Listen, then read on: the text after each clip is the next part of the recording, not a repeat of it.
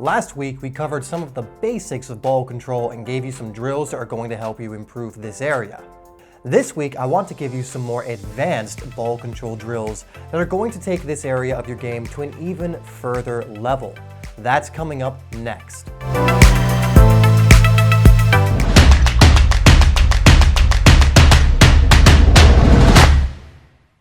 Sometimes you are just busy doing very important work, and you don't have time to watch matches or keep up with news stories from the world of football.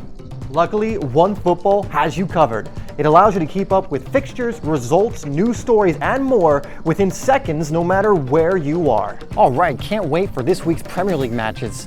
Now, if only I could get out of this jungle. Download OneFootball for free today.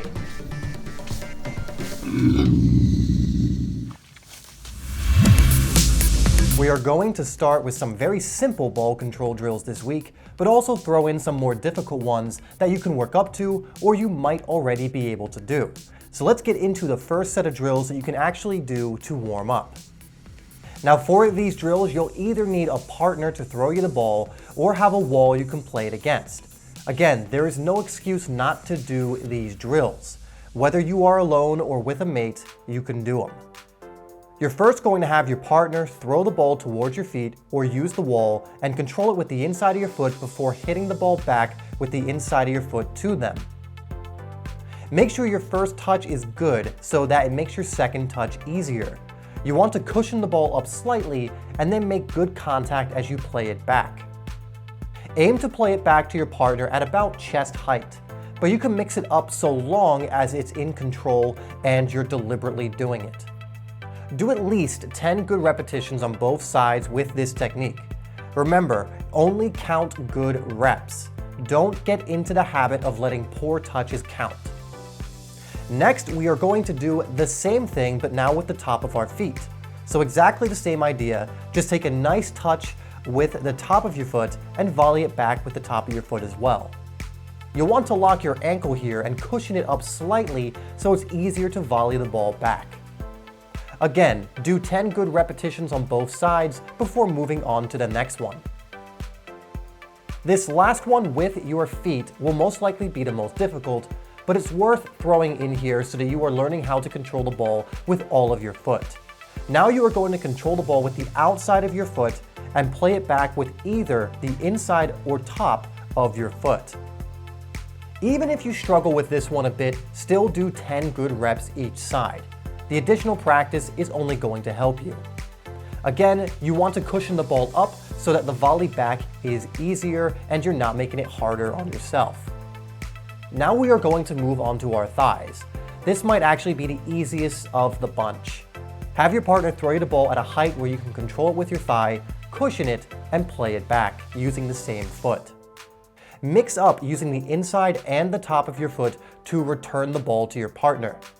I would suggest that you get in more reps with whatever technique you are weakest with. Again, 10 good repetitions on both sides. So lastly, in this first part, we are moving on to chest control. You're going to cushion the ball down with your chest and then volley it back with your feet. Let your partner challenge you a bit here by throwing some of them slightly higher so you have to jump up and meet the ball. We are going to spend a little more time on this one, so do 20 good reps each side where you chest it down to either foot. For an added challenge, chest it down so that it goes to your left or right side instead of straight down to your feet.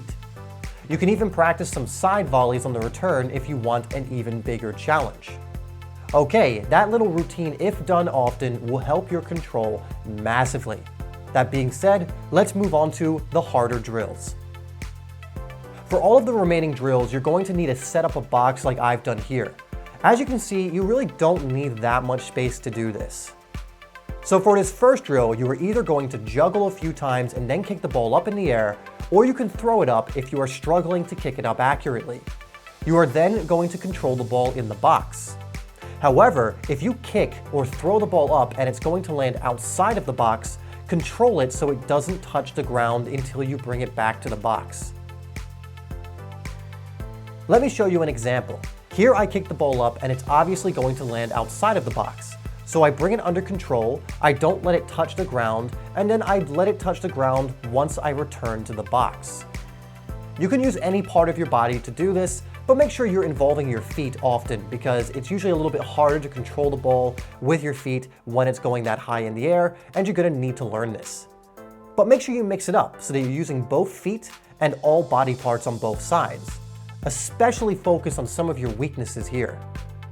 Now, I don't actually have a set number of reps for you here, so you can do this drill for as long as you feel you need to, but I would do it for at least 5 minutes.